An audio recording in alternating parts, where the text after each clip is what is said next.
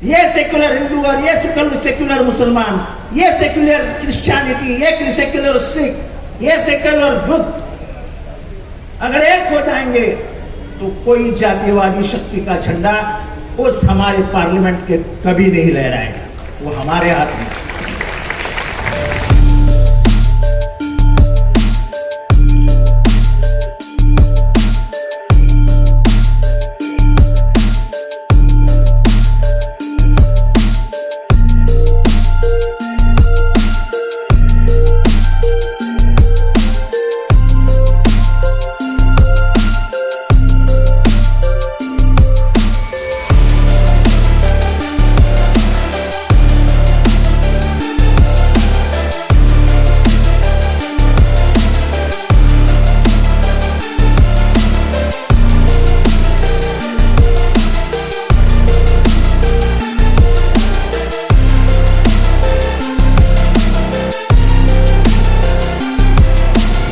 आप लोग जो सामने बैठे हैं वो करते हैं, लेकिन हम ही घर में बैठेंगे तो फिर ये क्या हो गया अल्लाह, ये बोलने का अधिकार आपको नहीं है।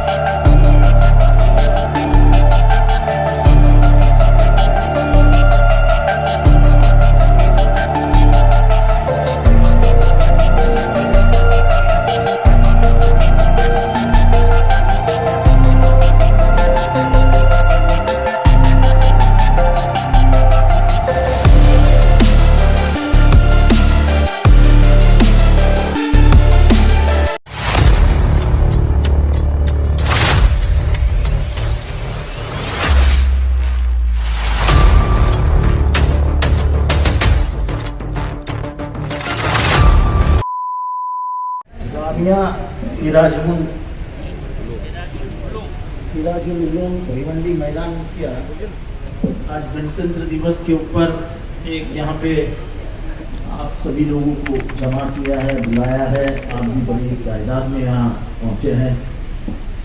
मेरे साथ में बैठे हैं सब बुजुर्ग लोग और सामने बैठी हुई आवाम।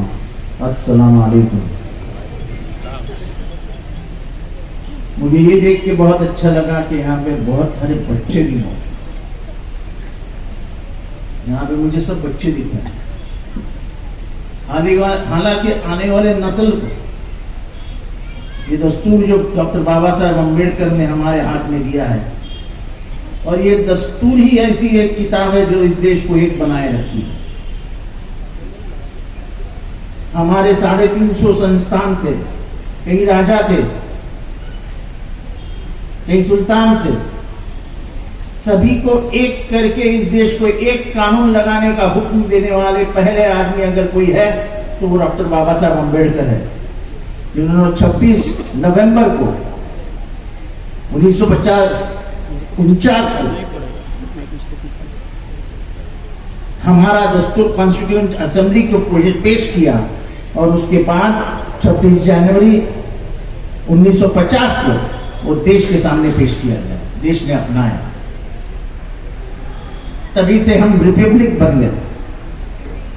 लेकिन आज उस दस्तूर के कुछ पन्नों पे लिखी हुई कुछ बातें हैं जो हमारे यहाँ का आज का सत्ताधारी पक्ष है उसको जरा खटकती है, और इस दस्तूर में बदलाव लाने के लिए वो कोशिश करेंगे। हमें ये देखना पड़ेगा, हमको लोगों को समझाना पड़ेगा, ये दस्तूर ही ऐसी चीज है। आप मत खड़े रहिए, पीछे मत देखिए, यही गलत बात है आपकी। कोई छोटी चीज हुई तो हम इमीडिएट उसको रिएक्शन दे दे। बेटिए ना, कुछ नहीं होता है।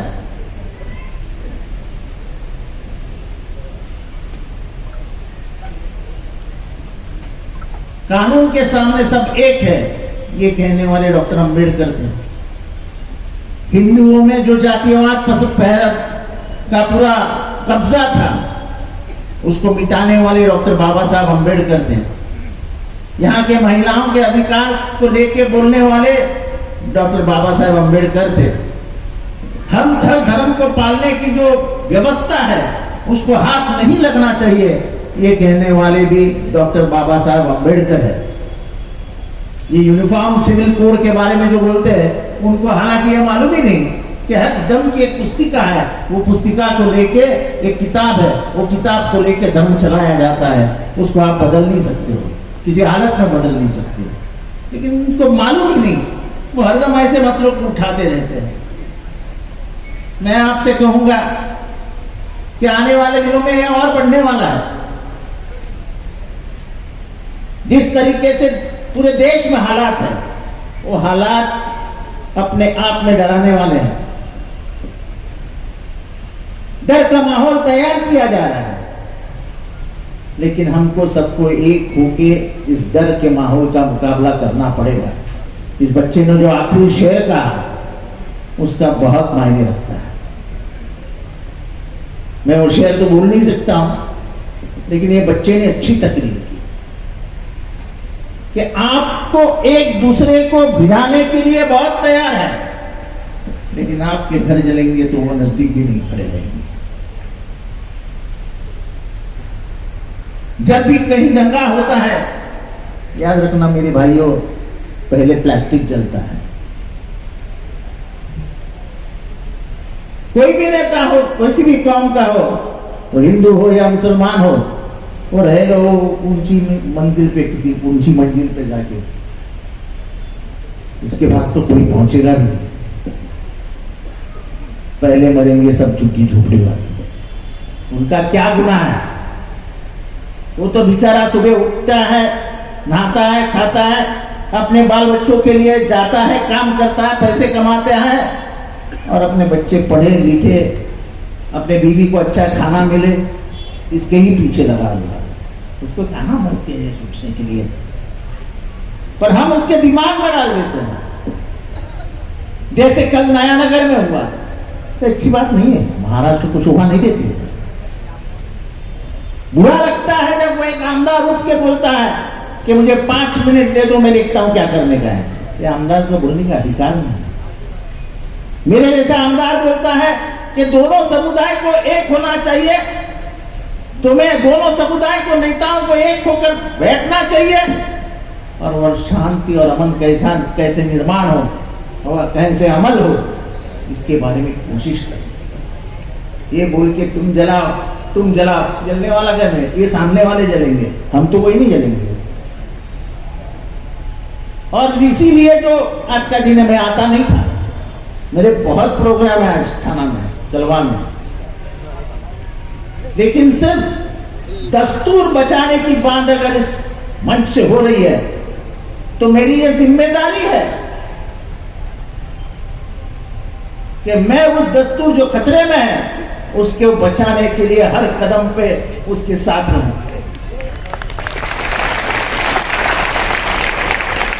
ये दस्तूर हमें बचाना होगा। ये दस्तूर बचेगा तो ये देश बचेगा।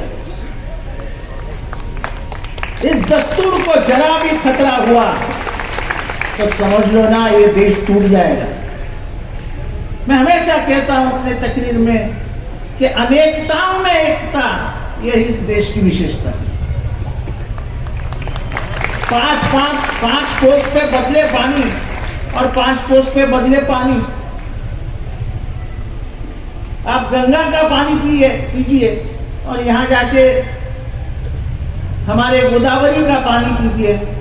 दोनों के जो क्या बोलते तेरा स्वाद में अंतर है। आप जैसे हिंदी बात करते हैं वैसे मालेगांव वाले बात नहीं करते हैं। आप जैसे हिंदी बात करते हैं वैसे हम मुंब्रा वाले बात नहीं करते हैं।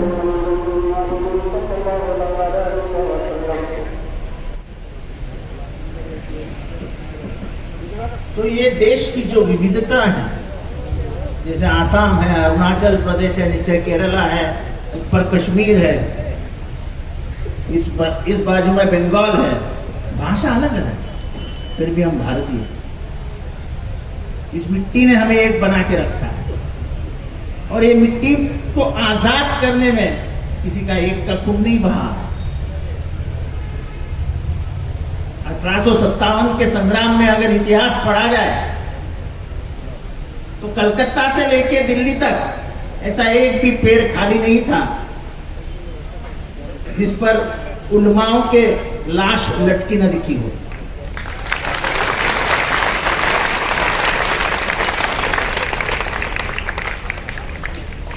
ये जो आजकल शुरू हो गया है, हमने किया, हमने नहीं, हम सब ने मिलकर भारत को आजाद किया। और हम सब अगर एक रहेंगे तो किसी के बाप की हिम्मत नहीं जो भारत की इस स्वतंत्रता को, भारत की इस गणतंत्र को खत्म कर सके। और हमारे ही कुछ लोग उनके चमचे बन जाते हैं, हमारे ही कुछ लोग उनको अपना मानने लगते हैं। क्योंकि जब देश की जमहूरियत अगर सही करनी है, उसको ठिकाने पे रखना है, जो है वैसे ही रखना है, तो हम सबको मिलके हमारा बंटवारा बंद करवाना पड़ेगा। नहीं तो हम जिस दिन वोटिंग का दिन होता है, उस दिन, उसके पहले 8 दिन हम अपने आप में बहक जाते हैं। फिर हमें देश याद नहीं आता है, उसके ऊपर गुजरे हुए दिन याद नहीं आते हैं, मुसीबतें याद नहीं आती है, हम एक अलग रास्ता पकड़ लेते हैं। और जहां पे हमारे वोट टूट जाते हैं, और फायदा उन लोगों का होता है जिनको दस्तूर खराब करता है।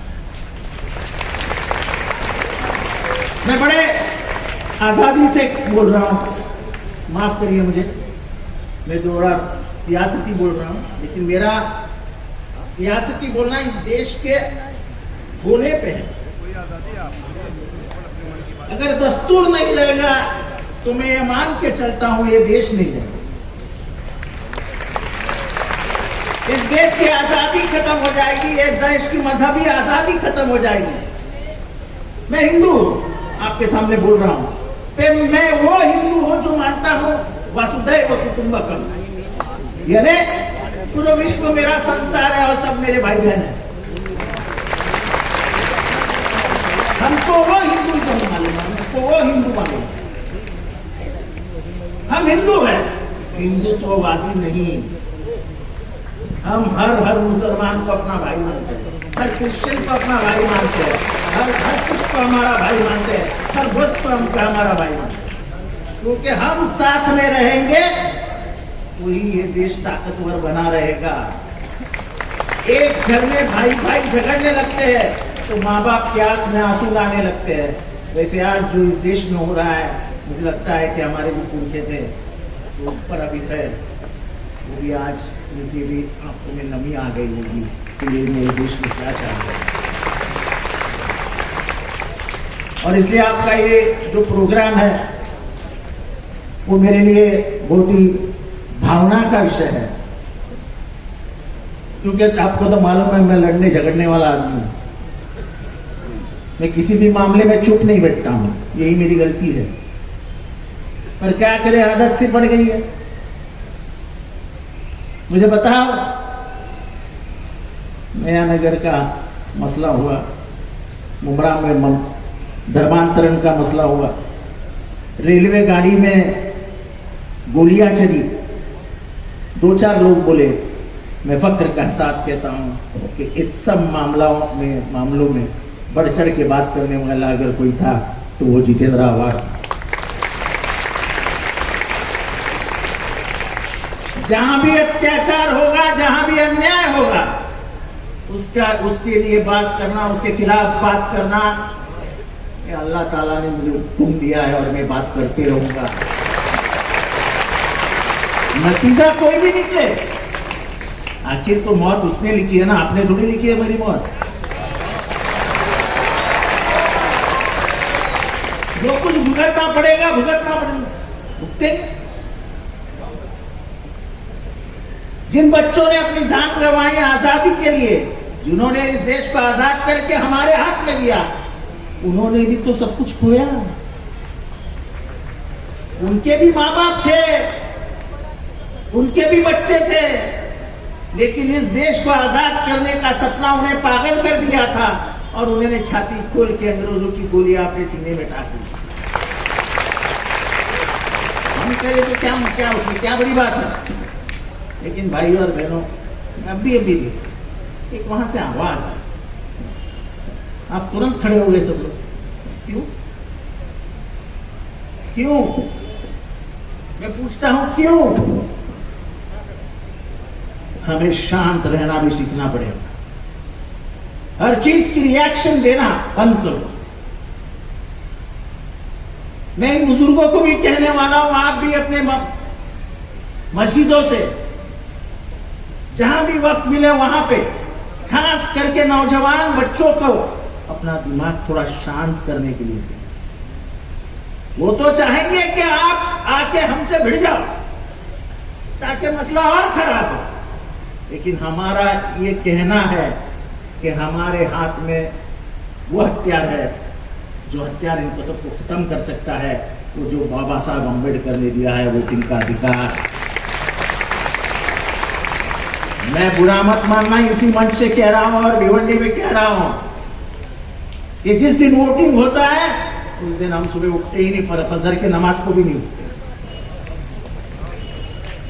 फिर बोलते हैं बीबी को कि चलो दोपहर में जाते हैं, वोटिंग करते हैं, अभी जरा गोश्त भी बनाओ, अच्छा खा लेते हैं, जरा बिरयानी वगैरह पकाओ तो अच्छा, आज छुट्टी का दिन है तो खा लेते हैं। फिर खाना होने के बाद बोलते हैं कि जरा सो लेते हैं, फिर शाम को जैसे ही धूप कम होगी जाएंगे वोटिंग करने के लिए। बीबी बेचारी क्या करेगी, उसको तो जाने का रहता है, लेकिन हुक्म के ताबेदार रहती है अपनी बीवी कि शोहर बोल रहा है तो सुनो। फिर उसकी नींद खत्म होती है, तब तक 4:30 बज जाते हैं। फिर बोलता है कहाँ जाने का रहा यार, लाइन लगी है, कौन जाएगा वो लाइन में खड़ा रहने का। हो गया हमारा वोटिंग का काम। और इसीलिए मुसलमान इलाके में कभी भी 45% के ऊपर वोटिंग नहीं होता है। अगर आपको अधिकार दिया है डॉक्टर बाबा साहब अम्बेडकर ने इस भारत की तकदीर लिखने के लिए, ये वोट को आसान मत समझो। आपको अगर एक वोट का अधिकार है तो मोदी साहब को भी एक ही वोट का अधिकार है, धीरूभाई अंबानी के बेटे मुकेश अंबानी को भी एक ही वोट का अधिकार है। तो वो जितना इस देश का मालिक है उतना ही आप इस देश के मालिक। पर इस देश के ऊपर मालिकाना हक किसका होना चाहिए, हमारी जमहूरियत किसके हाथ में होनी चाहिए, इसका फैसला कौन करता है? आप लोग जो सामने बैठे हैं वो करते हैं, लेकिन हम ही घर में बैठेंगे तो फिर ये क्या हो गया, अल्लाह ये बोलने का अधिकार आपको नहीं है। फिर अल्लाह को दोष मत दे, दोष अपने आप को देना कि बाबा साहब अम्बेडकर ने मुझे अधिकार दिया था, उस अधिकार को मैं गंवा बैठा। आज कल 25 था ना, तो 25 ही कल वोटर्स डे था। आपके पास कितने लोगों के पास वोटिंग कार्ड है, हाथ उठाओ। और वोटिंग कितने लोग करते हैं? हाथ ऊपर, इधर आप ऊपर ही नहीं। बढ़ाओ बढ़ाओ, वोटिंग परसेंटेज बनाओ। यहां का सेकुलर हिंदू, यहां का सेकुलर मुसलमान, ये सेकुलर हिंदू और ये सेकुलर मुसलमान, ये सेकुलर क्रिश्चियनिटी, ये सेकुलर सिख, ये सेकुलर बुद्ध, अगर एक हो जाएंगे तो कोई जातिवादी शक्ति का झंडा उस हमारे पार्लियामेंट के कभी नहीं लहराएगा, वो हमारे हाथ में। पर हमारे वोट की ताकत हम जानते नहीं है।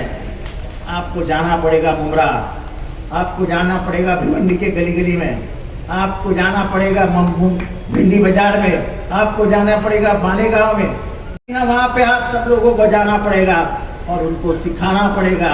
फजर की नमाज होते ही लाइन लगा लो और वोटिंग शुरू कर दो। हर इलाके से कम 90% वोट गिरना चाहिए, फिर देखते हैं पार्लियामेंट पे किसका झंडा लहराता है। आपके जो दिमाग में है वही झंडा वहां लहराएगा, लेकिन आपको भी उतनी ही मेहनत करनी पड़ेगी।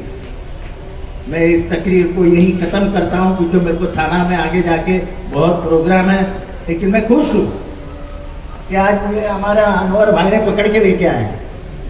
हालांकि अगर अनवर भाई नहीं आते तो मैं नहीं आ सकता, क्योंकि मेरे वहाँ बहुत बड़ा प्रोग्राम है, कम से कम 10-1 हज़ार लोग आके बैठे हैं, गाने और एक अच्छा प्रोग्राम होता है हर साल में थाना फेस्टिवल करके, वहाँ मुझे मौजूद रहना बहुत ज़रूरी है, क्योंकि मैंने ही वो सब आयोजित किया। तो मैं आपका शुक्रिया अदा करता हूँ कि आपने मुझे यहाँ पे बुलाया। मेरी बात रखने का मुझे मौका मिला, मैं बोलने वाला हूं, मैं शांत नहीं बैठ सकता हूं, चाहे आपको भी कुछ बातें मेरी बुरी लगी होगी, लेकिन मेरी बातें अगर किसी को बुरी लगती है इसलिए मैं चुप बैठूं, तो मैं चुप नहीं बैठ सकता। किसी के अच्छे हुए मेरे बातों से कोई हंस दे, ये मेरा काम नहीं। उसके आंख में आंसू आए तो गम नहीं, उसको गुस्सा आए तो गम नहीं, लेकिन मैं कोई गलत बात करता ही, जो करता हूं इस देश के लिए करता हूं, इस देश के दस्तूर के लिए करता हूं, खतरे में आई हुई आजादी को लिए करता हूं, और उन्हें वो करना मेरा धर्म है और ऊपर वाले का आदेश है। खुदा हाफिज।